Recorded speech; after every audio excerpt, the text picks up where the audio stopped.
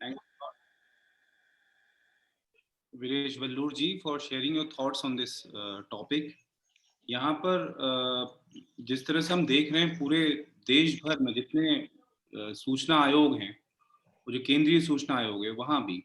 System जो collapse हुआ है, पेंडेंसी जो बढ़ी है, उसके लिए सबसे बड़ी वजह जो है वो प्रथम अपील अधिकारी जो है वो काम नहीं कर रहे हैं। फर्स्ट अप्लाइड अथॉरिटी जो है, जो उनकी जो एक्ट में लिखा हुआ है कि भाई उनको 30 डेज, आप 19(6) को देखिए, सेक्शन 19(6) में वहां पर ये लिखा हुआ है कि उनको 30 डेज में डिस्पोज ऑफ करना है और उसके बाद ज्यादा से ज्यादा 45 डेज में उनको डिस्पोज ऑफ करना है, और जो भी रीजन है वो रिकॉर्डिंग में रीजन देना होगा उसका। तो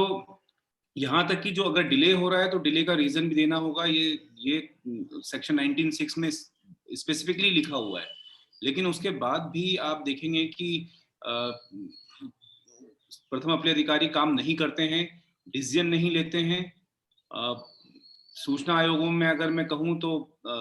जो पेंडेंसी बढ़ी है उसके लिए सबसे पूरी तरह से जवाबदेह जो है वो प्रथम अपील अधिकारी हैं। 90% से ऊपर मामलों में प्रथम अपील अधिकारी काम नहीं करते हैं, और यहाँ तक हमने देखा है कि कई बार या तो अगर काम करते हैं तो वो देखते भी नहीं कि फाइल में क्या है, स्पीकिंग ऑर्डर नहीं है, वो कहते हैं जानकारी दे दी जाए। और कई बार हमारे सामने जब लोक सूचना अधिकारी आते हैं वो कहते हैं जानकारी तो एग्जिस्ट करती नहीं है।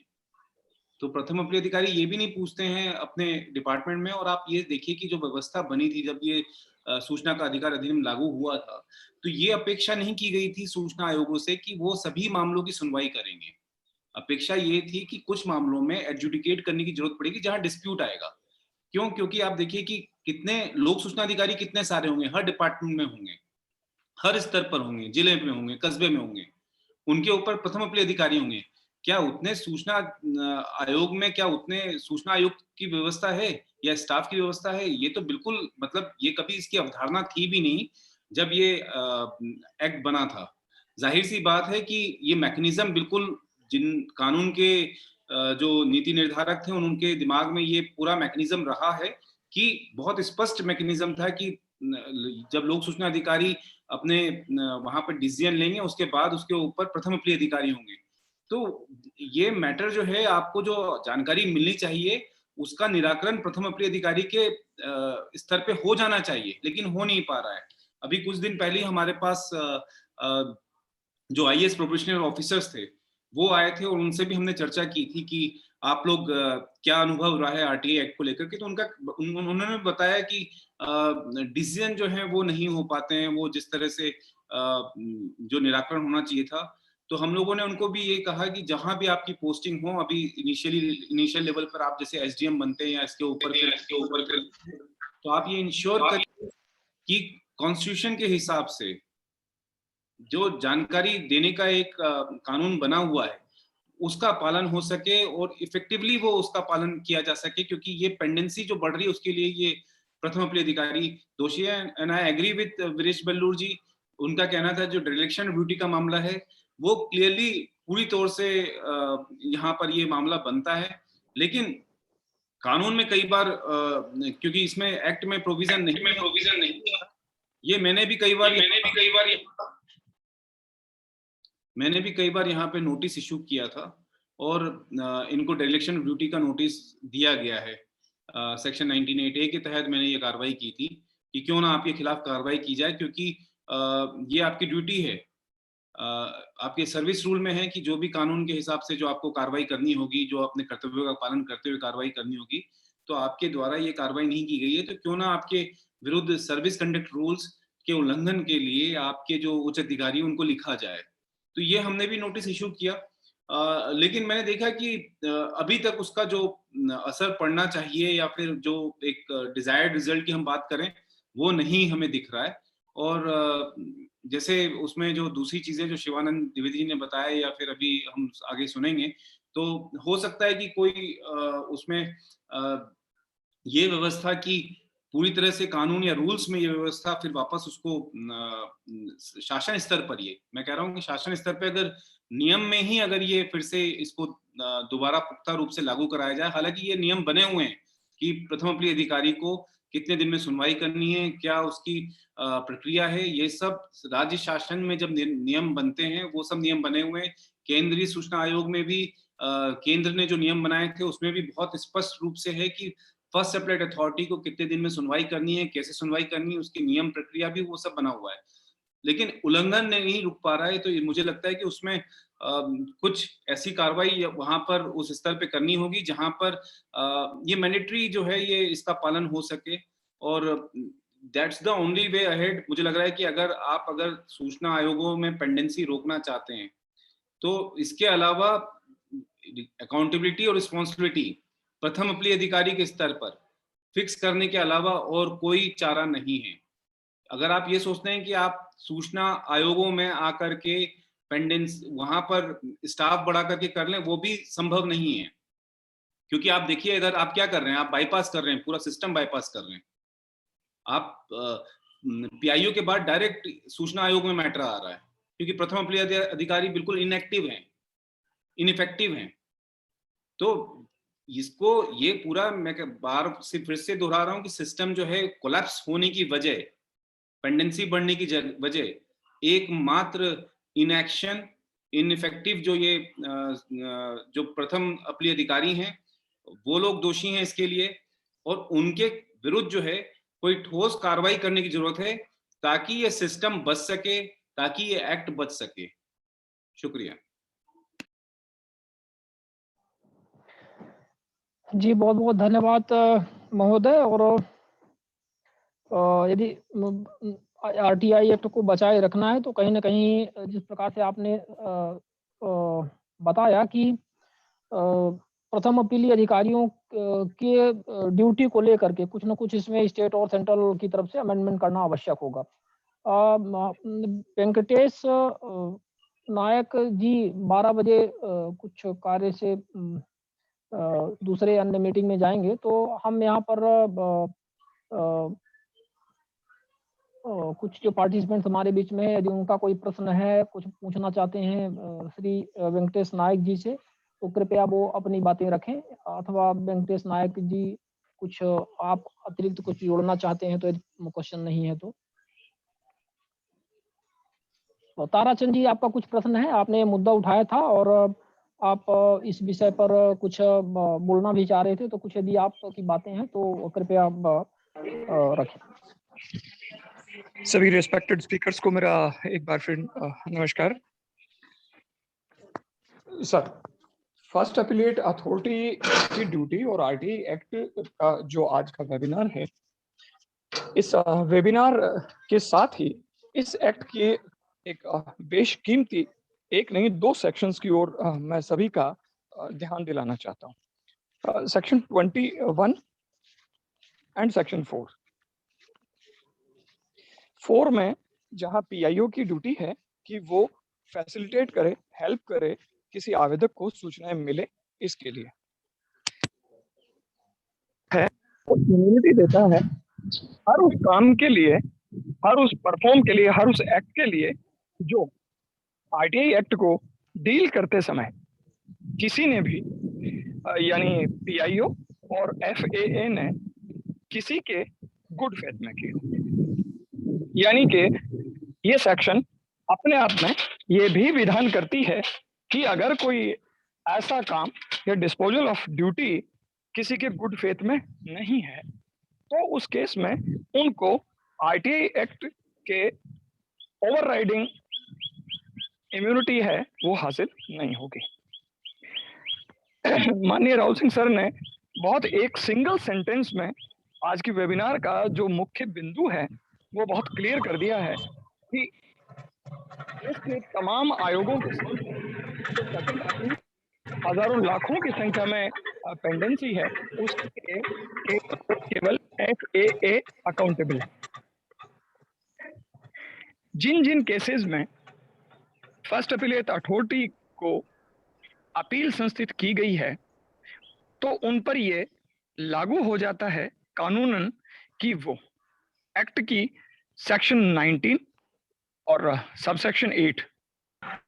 19 को अगर बहुत क्लियरली पढ़ें तो ये उन पर आवश्यक तौर पर निर्देश के अनुसार अधिकारी है कि वो उसे 30 दिन मैक्सिमम केस अराइजेस 30 डेज में उसको डिस्पोज करें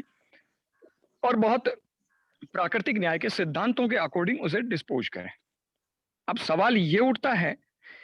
कि फर्स्ट अपीलेट अथॉरिटी ने उस बारे में कोई एक्शन लिया ही नहीं, ना तो उसको सुना, ना उस पर अपना कोई व्यू जाहिर किया, ना किसी से जवाब तलबी करी, यानी अपील गई और उसके बाद वो अपील एक तरह से समझ लीजिए कि कुएं में डाल दी गई। एप्लीकेंट जो है या अपीलेट है वो उसका इंतजार करता है कि मेरा 30 दिन या 45 डेज का टाइम कब क्लोज होता है और वो माननीय आयोग तक आए, इसके अलावा उसके पास कोई चारा नहीं बचता। फर्स्ट अपीलेट अथॉरिटी ने अगर 30 और इन केस अराइजेस 45 डेज में किसी तरह का कोई डिसीजन नहीं लिया है, तो मैं जहां तक समझता हूं वहां उनको सेक्शन 21 की इम्यूनिटी हासिल नहीं होगी और यहां देश के दूसरे विधान जो भारतीय दंड संहिता है उसके सुसंगत सेक्शन से वो अट्रैक्ट हो जाते हैं। कोई भी पब्लिक सर्वेंट विधि के किसी निर्देश की अवहेलना करता है जो उस पर लागू है और अगर उसका वो पालन नहीं करता है तो विधि के निर्देशों का उल्लंघन करने के नाते या वो काम नहीं करने के नाते सेक्शन 166A का दोषी साबित हो जाता है। क्योंकि नीचे पीआईओ ने कोई ऐसा डिसीजन दिया है या डिसीजन नहीं दिया है या वेग डिसीजन दिया है या फॉल्स इंफॉर्मेशन प्रोवाइड किया, मिसलीडिंग इंफॉर्मेशन दी है और यहां उसकी जिम्मेदारी थी कि वो प्राकृतिक न्याय के सिद्धांतों के अकॉर्डिंग उसे सुनता, पूरा परिशीलन करता पत्रावली का और उसके बाद अपना मंतव्य या अपना वर्डिक्ट या अपना आदेश जो है वो जारी करता। लेकिन जब किसी तरह की कोई इस तरह की परफॉर्मेंस उसके बिहाफ पर नहीं होती है तो इन दैट केस वो आईपीसी की सेक्शन 217 का ऑफेंस भी कारित करता है। चूंकि देश में माननीय सर्वोच्च न्यायालय और अदर स्टेट की उच्च न्यायालयों ने भी इस तरह के केसेस का, इस तरह की दलाइल का, इस तरह के नजीरों का एक अंबार लगा रखा है कि पब्लिक सर्वेंट का प्रत्येक कर्तव्य, प्रत्येक काम उसे स्टेट इम्यूनिटी नहीं देता। तो जब वह बिल्कुल इनएक्टिव है, इंस्ट्रक्शंस को मान ही नहीं रहा है, कोई डिसीजन दे ही नहीं रहा है और उसकी वजह से देश की मशीनरी और कसाई जुडिशियल प्रोसीडिंग में आगे बढ़ते हुए आयोग तक लाखों सैकड़ों की संख्या में 90% केसेस तक उनकी पेंडेंसी उनकी वजह से बढ़ रही है, तो उस देश की मशीनरी को बर्बाद कर रहे हैं, पब्लिक मनी को बर्बाद कर रहे हैं, ऑनरेबल कमीशंस का टाइम जाया कर रहे हैं और जितने भी अपीलेंट हैं उनको विधि विरुद्ध जाकर नुकसान कारित कर रहे हैं। इसलिए उन पर इंडियन पिनल कोड के तहत आपराधिक मुकदमा दर्ज किया जा सकता है। चूंकि हमारे जी राजस्थान ताराचंद सर, जी, ताराचंद जी, मैं थोड़ा-सा यहाँ पे वेंकटेश नायक जी को आपकी बात पर थोड़ा-सा वो करूँगा कि जानना चाहेंगे कि जो आप कह रहे हैं कि 166A के तहत कार्यवाही की जा सकती है। तो नायक जी, मतलब क्या लगता है आपको कि इस तरह से क्या अभी तो कोई कार्यवाही हुई है? यदि भारत के सूचना आयोगों के इतिहास में माने तो इस तरह से कोई मतलब ज्ञात कुछ हैं क्या प्रकरण जिनमें इस तरह से एफआईआर दर्ज हुई हो या ऐसी कार्यवाही हुई हो प्रथम अपीलीय अधिकारी के ऊपर? और ये बात कहाँ तक क्या कुछ संभव है? क्योंकि एक आइडियलिस्टिक बात तो एक अलग बात है, लेकिन अपन यदि प्रैक्टिकल की बात करें, जी, प्रैक्टिकल जी, एक जी, दूसरी जी। चीज़ है तो जी। बिल्कुल। जी, बिल्कुल ताराचंद जी ने जो बातें उठाई वो बिल्कुल गौरतलब हैं और जो सवाल आप पूछ रहे हैं उसके बारे में भी बात करना ज़रूरी है। देखिए 166A का जहाँ तक मुझे जानकारी है वो एक संक्षिप्त संदर्भ में, एक सीमित संदर्भ में इस्तेमाल किया जाने वाला प्रावधान है और मेरे ख्याल से वही 166A है जहाँ पर अगर एफआईआर फाइल नहीं होता है एक महिला के खिलाफ जो यौन शोषण के संबंध में, तो कार्रवाई करने के लिए और दंड देने के लिए वो प्रावधान बना है। लेकिन मुझे दोबारा देखना पड़ेगा कि क्या उसके दायरे में प्रथम अपील अधिकारी को लाया जा सकता है कि नहीं लाया जा सकता है। लेकिन उससे पहले मैं चूँकि मैं इस कानून के बनने की प्रक्रिया से जुड़ा था शुरुआती दौर में 16 साल पहले, तो मैं आपको 2 बातों को आपके सामने रखना चाहूँगा कि जो हम लोग बार-बार अभी बताते आए हैं, कानून के बहुत सारे कमियों में से 2 अहम कमियाँ। एक तो प्रथम अपीली अधिकारी को दंड लगाने के, लोक सूचना अधिकारी के ऊपर दंड लगाने की पावर नहीं है, ये हम कमी बताते हैं। और दूसरा, जो धारा 20 है इस कानून के तहत, लोक सूचना अधिकारी के ऊपर दंड लगाने के लिए उसी प्रकार की कोई धारा नहीं है प्रथम अपील अधिकारी के ऊपर कानून की अवहेलना करने के लिए या फिर गैर कानूनी तरीके से निपटारे करने के लिए उनके ऊपर दंड देने का कोई प्रावधान नहीं है। इसके पीछे के मैं कारण बताता हूं आपको। बहुत बहस चली इस मुद्दे पर। हम लोग सब कहा कि देखिए ये जरूरी है दोनों प्रकार के दंड देने के प्रावधान,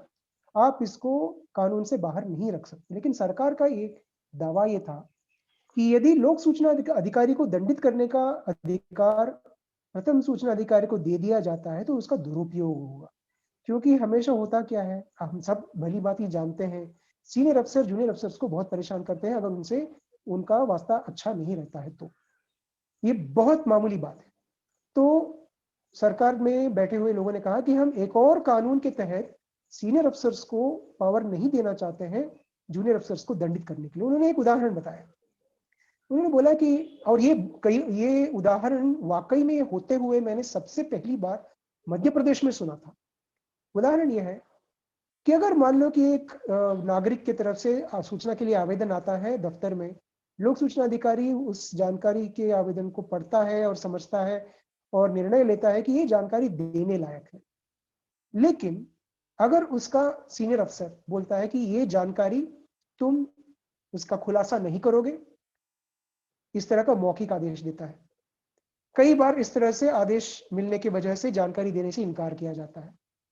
फिर बाद में हमने बोला कि देखिए ये तालीम देते समय ATIs में जाके तालीम देते समय बोला कि ऐसे मौखिक आदेशों को आप उनका पालन क्यों करते हैं। मौखिक आदेश जब सीनियर अफसर से मिलता है तो उसके साथ क्या करना जरूरी है, उस प्रक्रिया को आपके जो लोक सेवा नियम जो है सिविल सर्विसेज नियम है और TSR सुब्रमण्यम के केस में जो सुप्रीम कोर्ट ने बताया है, साफ साफ बताते हैं कि आपको खुद उस मौखिक आदेश को फाइल पे लिखना है और सिग्नेचर के लिए उस सीनियर अफसर को पुट अप करना है। तो ये क्यों नहीं करते। तो अफसर लोगों ने बोला कि सर आप तो यहाँ आके तालीम देके चले जाते हैं, आपको कहने के लिए बहुत आसान होता है ये सारे मामला, लेकिन आप समझिए कि कल को वही अफसर मेरा ACR लिखेगा, मेरा गोपनीय वार्षिक प्रतिवेदन लिखेगा, तो वो मेरे खिलाफ कुछ भी बकवास लिख सकता है अगर हम उनके आदेश की अनुपालना नहीं करते हैं तो इन्हीं बातों को रखकर सरकार ने बोला कि हम उनको ये पावर नहीं देना चाहते कि लोक सूचना अधिकारियों को दंडित कर सकते हैं। दूसरा उन्होंने ये दावा किया कि यदि हम प्रथम अपील अधिकारी को दंडित करने के प्रावधान इस कानून में शामिल करते हैं तो ये अपने आप में कानून के फ्रेमवर्क के विपरीत होगा। उनका दावा यह था कि प्रथम अपील का निपटारे की जो प्रक्रिया है एक अर्ध न्यायिक प्रक्रिया है, it's a quasi judicial function,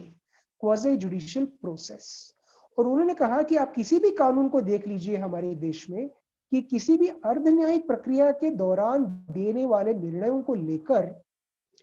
उस सक्षम अधिकारी को दंडित नहीं किया जा सकता है। और उन्होंने उदाहरण ये दिया कि देखिए एक जूनियर जज है, तो उन्होंने मामले का निपटारा करते समय चाहे सिविल मामला हो या क्रिमिनल मामला हो, एक आदेश दे दिया, फिर मामला अपील में चला गया सीनियर जज को, तो उन्होंने ये बात देखा कि नहीं जूनियर लेवल का जज जो है उन्होंने गलत निर्णय दिया है, लेकिन वो कभी ये बता उनका निर्णय को वो हटा देंगे, बोलेंगे कि इसको हम रद्द कर रहे हैं और ये हमारा निर्णय है तो उसको खत्म कर देंगे निर्णय, लेकिन कभी भी उस अफसर को या उस जज को दंडित नहीं करते। क्योंकि अगर दंड लगाने का प्रावधान होता है तो वो जूनियर जज जो है वो अपना काम करेगा ही नहीं, बोलेगा कि नहीं पता नहीं किस तरह का दंड मेरे ऊपर लग जाएगा। तो इसको लेकर सरकार ने हमारे सारे दलीलों को नजरअंदाज कर दिया और नामंजूर कर दिया कि ये दोनों प्रावधान प्रथम अपील अधिकारी को दंड देने की शक्ति और उनके ऊपर दंड लगाने की शक्ति केंद्र मतलब संबंधित जो सूचना आयोगों को, इन दोनों प्रावधानों को उन्होंने कानून में शामिल करने से इनकार कर दिया। लेकिन आज की तारीख में 16 साल के अनुभव के आधार पर मुझे लगता है कि इन दोनों बातों पर फिर से चर्चा करना जरूरी है और इनका पुनरामर्श करना बहुत जरूरी है। एक तो ये बात, और दूसरा और मेरा अंतिम बात यह है कि अभी वीरेश बेल्लूर जी इस मामले से मुझसे ज्यादा बेहतर वाकिफ होंगे, मैंने केवल अखबार के माध्यम से इस बात को समझा है और पढ़ा है। कल की बात है, हमारे यहाँ के बेंगलोर के अखबार में एक बात छपी है और ये 2014 की सरकार के निर्णय के आधार पर और 2015 के कर्नाटका के उच्च न्यायालय के निर्णय के आधार पर ये आदेश निकाला गया है कि राजस्व विभाग के जो पद हैं जहां पर अर्ध न्यायिक फंक्शंस होते हैं, क्वाज़ी जुडिशियल फंक्शंस होते हैं, जैसे लैंड ट्रिब्यूनल हो, रेवेन्यू कोर्ट्स हो, तो ऐसे पदों पर प्रादेशिक शासन सेवा के अधिकारियों की नियुक्ति को मना कर दिया गया है। यानी कर्नाटका एडमिनिस्ट्रेटिव सर्विस के अफसरों को उन पदों पर ट्रांसफर करने के या नियुक्ति करने पर रोक लगा दिया गया है। ऐसे पदों पर केवल भारत प्रशासनिक सेवा के अधिकारियों को ही बिठाया जाएगा। मैंने इसका हिस्ट्री नहीं देखा है, ये वाकई में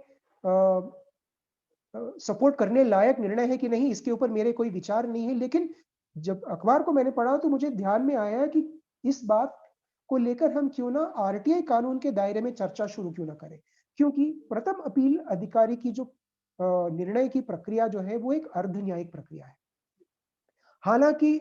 नमित शर्मा के मामले में जहां रिव्यू हुआ, सुप्रीम कोर्ट ने ये बात को साफ साफ बता दिया कि सूचना अधिकार कानून के तहत जो प्रक्रियाएं हैं वो जो अधिकारी बने हैं, चाहे लोक सूचना अधिकारी हो या प्रथम अपील अधिकारी हो या केंद्र सूचना अधिकारी हो, केंद्र सूचना आयोग हो, वो कोई भी क्वाज़ी जुडिशियल अथॉरिटीज नहीं है, लेकिन उनकी प्रक्रियाएं जो है, जो प्रोसेस है प्रथम अपील के निपटारे का, द्वितीय अपील के निपटारे का, शिकायत के निपटारे का, या फिर जानकारी देना है या नहीं देना है इस प्रक्रिया का, ये सारे अर्ध न्यायिक प्रक्रिया है, they are quasi judicial functions. तो ऐसे स्थिति में अगर प्रथम अपील अधिकारी को हम कोई निचले स्तर के अफसरों को नियुक्त ना करते हुए एक ऊंचे लेवल के, एक एक्सपीरियंस्ड, एक सीनियर लेवल अफसर जिनकी जानकारी ज्यादा अधिक है, ऐसे अफसरों को प्रथम अपील अधिकारी के रूप में नियुक्त किया जाए सारे विभागों में, इस विचार पर अगर हम चर्चा कर सकते हैं तो मुझे लगता है कि एक तो चर्चा करना जरूरी है, और ये क्या वाजिब एक तरीका होगा, इसके ऊपर हम एक निष्कर्ष कर सकते हैं कि हर प्रकार के व्यक्ति को प्रथम अपील अधिकारी ना बनाया जाए, लेकिन एक ऐसे लेवल पर ऐसे सीनियर अफसर को बनाया जाए, भले ही वो केवल प्रथम अपील के निपटारे के लिए है, क्यों ना उनको नियुक्त किया जाए, बाकी और कोई काम उनको सौंपे ना। विभाग में जो जो फर्स्ट अपील्स आते हैं केवल उनके निपटारे का मामला उनको दिया जाए, जैसे सूचना आयोग जो है द्वितीय अपील और शिकायतों के अलावा और कोई कानून के तहत या और कोई सरकारी कामकाज करने के लिए उनको इजाजत नहीं है। तो प्रथम अपील अधिकारियों को भी क्या इस प्रकार से केवल डेसिग्नेटेड केवल आरटीआई के प्रथम अपील के निपटारे के लिए उनको नामित किया जा सकता है, और कोई काम उनको सौंपा ना जाए, और कानून में संशोधन करके जो दो बातें छूट गई थी कि उनको दंड देने का अधिकार और दूसरा उनको दंडित करने का अधिकार सूचना आयोग को देने का पावर, क्या इस प्रकार के संशोधन कानून में होना चाहिए। मेरे ख्याल से ये विचार करने योग्य बातें हैं। बस मेरी प्रतिक्रिया इतनी थी, माफ कीजिएगा, 12 बजे मुझे एक और मीटिंग में जाना जरूरी है, तो उसमें मैं जाना चाहूंगा। और अगर आपके मेरे बताए हुए सुझावों पर कोई प्रतिक्रिया है तो मेरा ईमेल एड्रेस शिवानंद द्विवेदी जी के पास है, आप कृपया उस पर अपनी प्रतिक्रियाओं को मुझे भेजें। मैं भी थोड़ा अपने विचारों को और ज्यादा गहराई से मुझे समझने के लिए वो मार्गदर्शी बनेगा। तो इतना कहकर मैं अपनी बातों को यहाँ पर समाप्त करता हूं। मेरा तो ये कहना है कि जो आपने सुझाव दिया वो ठीक है, जो कि एक प्रथम अपील अधिकारी क्यों ना डेडिकेटेड प्रथम अपील अधिकारी नियुक्त किया जाए, लेकिन मेरा कहना है कि अगर ऐसी व्यवस्था है तो क्यों ना डेडिकेटेड पीआईओ ही नियुक्त किया जाए। बिल्कुल बिल्कुल, ज्यादा बेटर वो रहेगा, भी पॉसिबल है। जिस तरह से विभागों में आरटीआई एप्लीकेशंस और अपीलों की संख्या बढ़ती जा रही है, आपका बिल्कुल सुझाव ठीक है सर, मैं उससे बिल्कुल सहमत हूँ।